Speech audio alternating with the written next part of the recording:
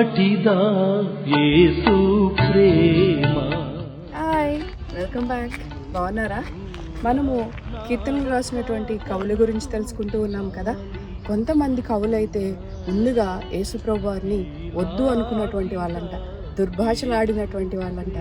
అయితే అలాంటి కవులలో ఒక ఆయన రాసినటువంటి పాటే ఈలాటిదా యేసు ప్రేమ. దుర్భాషలాడినటువంటి అదే మనిషి ఆయన రాస్తూ ఉన్నాడు, దేవుని ప్రేమ ఇలాంటిదా అని. ఆయన ఎవరు, ఆయన గురించినటువంటి విషయాలు ఈరోజు తెలుసుకుందాం. మన కీర్తన పుస్తకంలో 165వ కీర్తన ఈలాటిదా యేసు ప్రేమ. ఇది రచించినటువంటి రావూరి రంగయ్య గారు. రావూరి రంగయ్య గారు ఎలా మారారు? తన తమ్ముడైనటువంటి లక్ష్మయ్యను చూసి, తన తమ్ముడైనటువంటి లక్ష్మయ్య ఆయన ఒక జోల వేసుకుని ఆయన వెళ్తూ భక్తి పాటలు పాడుకునేటువంటి వ్యక్తి. ఒకరోజు బాప్టిస్ట్ మిషనరీ గారు ఆయనను చూసి ఎంతో చక్కగా పాడుతున్నటువంటి ఈ రావూరి లక్ష్మయ్య గారిని తీసుకుని వెళ్ళి తన బంగ్లాకి తీసుకుని వెళ్ళి తనతో మాట్లాడారంట. అలా రోజు కూడా ఎక్కువగా రావూరి లక్ష్మయ్య గారు ఆ బాప్టిస్ట్ మిషనరీని కలుస్తూ ఉన్నారు. యేసుని గురించినటువంటి విషయాలు తెలుసుకుంటూ ఉన్నారు. తర్వాత కాలంలో ఆయన క్రీస్తుని నమ్మారు. నేను యేసు ప్రభువుని నమ్మాను, ఆయనను అనుసరిస్తాను అని తను చెప్తూ ఉన్నారు. అటువంటి పరిస్థితుల్లో రావూరి రంగయ్య గారు చెప్తూ ఉన్నారు, ఆయన అంటూ ఉన్నాడు, నువ్వు యేసు ప్రభువుని నమ్ముకోవడానికి వీలు లేదు, నువ్వు ఆయన్ని విడిచిపెట్టి నువ్వు మరలా మన దగ్గరికి రావాలి అని చెప్తున్నప్పుడు లక్ష్మయ్య గారు చెప్తున్నారు, లేదు, నేను దేవుని నమ్ముకుంటూ ఉన్నాను, ఆయనే రక్షకుడు అని ఆయన రాసినటువంటి పాటే 162వ కీర్తన. అన్నా మన యేసు ప్రభుని కన్నా రక్షకుడు లేడు. అన్నా మన యేసు ప్రభుని కన్నా రక్షకుడు లేడు. అన్నా మన యేసు ప్రభుని కన్నా రక్షకుడు లేడు. ఎన్నరాని మన యగములన్నీ గడలించిపోతు. అన్నా మన యేసు ప్రభుని కన్నా రక్షకుడు లేడు. అన్నా మన యేసు ప్రభుని కన్నా రక్షకుడు లేడు. మన దోషములకు బదులు మరణవస్థల నొంది తన దివ్యవయవముల రక్తము చిందించెను భూమిపై. రాసినటువంటి సందర్భం మనం చూస్తే రావూరి లక్ష్మయ్య గారిని రావూరి రంగయ్య గారు కొడుతూ ఉన్నారంట. చింతపరిగి పట్టుకుని ఆయన గట్టిగా కొడుతూ ఉన్నారు. యేసు ప్రభుని నువ్వు నమ్ముకోవద్దు, ఆయన విడిచిపెట్టి వచ్చేసేయని అతన్ని కొడుతూ ఉన్నటువంటి సమయంలో ఇంకా ఆయన చెప్తూ ఉన్నాడంట, నువ్వు నా దగ్గరికి రావద్దు, నువ్వు యేసు ప్రభుని నమ్ముకుంటే నువ్వు నా దగ్గరికి రావద్దు, నువ్వు వెళ్ళిపో అని చెప్తున్నాడంట. ఇలాంటి పరిస్థితుల్లో ఆయన చెప్తూ ఉన్నాడు, అన్న మన యేసు ప్రభుని కన్నా రక్షకుడు లేడు అని. ఎంత గొప్ప సాక్ష్యము! తన ఒప్పుకున్నటువంటి సత్యాన్ని తను చెప్తూ ఉన్నాడు వాళ్ళ అన్నగారికి. ఈ విధంగా అన్నగారికి చెప్పినా కానీ రంగయ్య గారు ఒప్పుకోలేదంట. ఆయన్ని దూరం పెట్టాడు. చాలా కాలం ఆయన దూరంగా వెళ్ళిపోయాడు. రావూరి లక్ష్మయ్య గారు తనకు తానుగానే ఉంటూ ఉన్నాడు. తనకి కుటుంబం లేదు, తను దేవునితోనే ఉన్నాడు. ఆయన పాటలు రాస్తూ ఉన్నాడంట. అప్పటి వరకు జోలె పట్టుకుని వేరే భక్తి పాటలు పాడినటువంటి రావూరి లక్ష్మయ్య గారు ఆయన పాడుతూ ఉన్నాడు, యేసునే భజింపవా మనసా అని కీర్తన పుస్తకంలో 80వ కీర్తన. యేసుని భజింపవే మనసా, నీ దోసములు జనచేసి కృపతో బ్రోచునే మనసా. వాసికెక్కిన క్రీస్తు మోక్ష నివాసిగా కెక వేరే లేరని దోసిలోకి నుతించితే నిన్ను త్రోసివేయడు దోసకారని యేసుని. ఇంకా ఆయన రాసినటువంటి పాటలు మనం చూసినప్పుడు 376వ కీర్తన ఆయన రాస్తూ ఉన్నాడు, దిక్కే నీవని నమ్మితి, మిగిలిన వాళ్ళందరితో కూడా నేను చెప్తూ ఉన్నాను, నీతోనే ఉంటానని పంతం పట్టాను అని చెప్తూ ఉన్నాడు. ఈ విధంగా ఆయన రాసినటువంటి పాటలను రావూరి రంగయ్య గారు వింటూ ఉన్నారు. ఆయన దూషిస్తూ ఉన్నాడు దేవుణ్ణి, కానీ ఆయన తర్వాత కాలంలో తెలుసుకుంటూ ఉన్నాడు. తమ్ముడు రాసినటువంటి పాటలను వింటూ ఉన్నాడు, దానిలో ఉన్నటువంటి అర్థాన్ని గ్రహిస్తూ ఉన్నాడు. దిక్కే నీవని నమ్మితి అని చెప్తూ ఉన్నారు. వీరిద్దరికీ కూడా తల్లిదండ్రులు లేరు, వాళ్ళిద్దరూ కూడా అనాథలుగా ఉన్నారు. వారి చిన్నాన్నగారి దగ్గర ఆయన పెరుగుతూ ఉన్నాడు.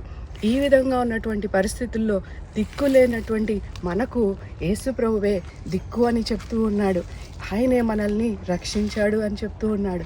ఈ పరిస్థితుల్లో అప్పుడు రంగయ్య గారికి అర్థమవుతూ ఉంది, యేసుని ప్రేమ ఇంత గొప్పదా, ఇలాంటిదా యేసుని ప్రేమ అని ఆయన రాస్తూ ఉన్నాడు.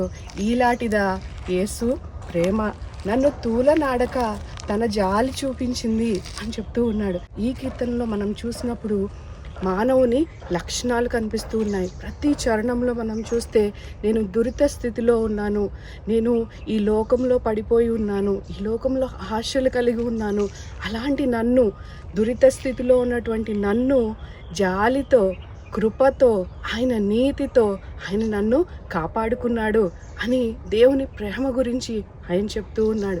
ఈ పాట హెడ్డింగ్ మనం చూస్తే యేసుని యొక్క నిరుపమాన ప్రేమ అని చెప్తూ ఉన్నాడు.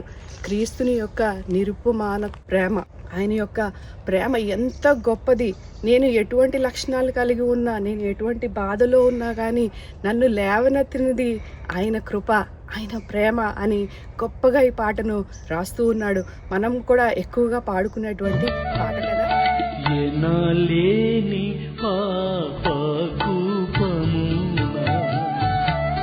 నేను కనికి మినుకుచూనే దరికానకుంద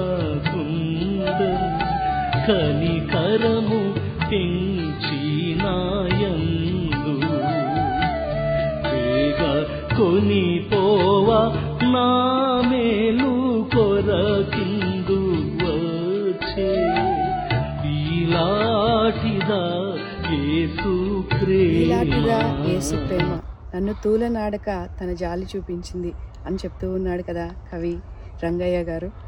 అయితే ఈ కీర్తనలో మనం చూసినప్పుడు 6 చరణాలు మనకు కనిపిస్తాయి. మొదటి చరణంలో మనం చూసినప్పుడు ఎనలేని పాపకూపంలో నేను ఉన్నాను, నాకు దరి కనిపించట్లేదు, అలాంటి పరిస్థితుల్లో దేవుడు నా మేలు కొరకు ఆయన వచ్చాడు అని చెప్తూ ఉన్నాడు. 3వ చరణంలో చూస్తే మనకి చెప్తూ ఉన్నాడు, నెమ్మి రవ్వంతైనా లేదు. నెమ్మి అంటే సంతోషం, సంతోషం నా దగ్గర అస్సలు లేదు, నేను ఎంతో దుఃఖంలో ఉన్నా, బాధలో ఉన్నాను, ఆయన కరము చాపి నా చేయి పట్టుకుని నన్ను నడిపించాడు అని చెప్తూ ఉన్నాడు. దేవుని యొక్క కరుణ గురించి, ఆయన ప్రేమ గురించి, ఆయన రక్షణ గురించి మనకు ఈ కీర్తనలో తెలుస్తూ ఉంది. ఈ పాట పాడుతున్నప్పుడల్లా మనకున్నటువంటి పరిస్థితిని అర్థం చేసుకుందాం. మన లక్షణాలు అక్కడ కనిపిస్తున్నాయి, దేవుని యొక్క గొప్పతనం కూడా అక్కడ కనిపిస్తూ ఉంది. పరమరక్షకాయేసు ప్రభువాని నీ పాలన పడితి పాలన సేయవే ధరజనంబులు సేయు బహువిధ దురితములు క్షమించి సద్గతి తెరవు చూపి తరింపజేసిడి దొరవటంచును మరుగు జోచితి పరమరక్షకాయేసు ప్రభువాని నీ తర్వాత కాలంలో రావూరి లక్ష్మయ్య గారు, రావూరి రంగయ్య గారు, వీళ్ళిద్దరూ కూడా ఇప్పుడు క్రీస్తుని తెలుసుకున్నారు. వీరిద్దరూ కూడా సాక్ష్యాన్ని వాళ్ళు షేర్ చేసుకుంటూ ఉన్నారు. గొప్ప గొప్ప పాటలు వాళ్ళు రాశారు. మన కీర్తన పుస్తకంలో రావూరి రంగయ్య గారు రచించినటువంటి 5 కీర్తనలు మనం చూడగలం. రావూరి లక్ష్మయ్య గారు రచించినటువంటి 4 కీర్తనలు. సిలువగనుడి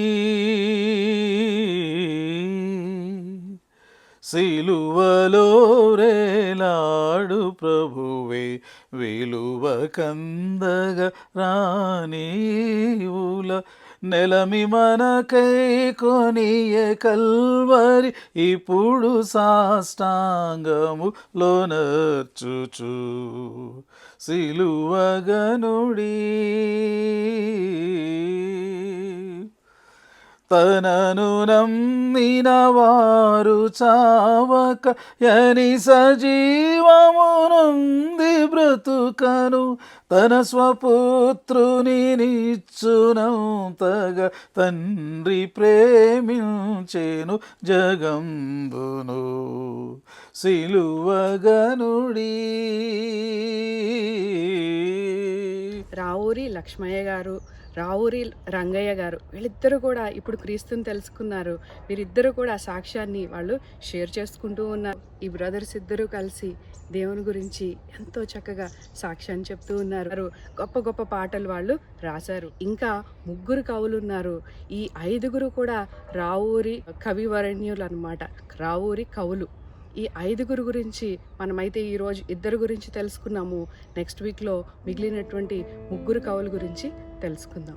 సిలువే కదా చింతా సదా మహా, సిలువే కదా, సిలువే కదా మనక భోగము, నిలలేని ఆత్మ సంభోగము, నీల సత్పరమ ద్రవ్య భాగ్యము, గుణ త్యాగము ననురాగము మహా, సిలువే కదా చింతా సదా మహా, సిలువే కదా, సిలువ బోధకు చెవినోగుమా, చెలువము గోనలపనోగుము,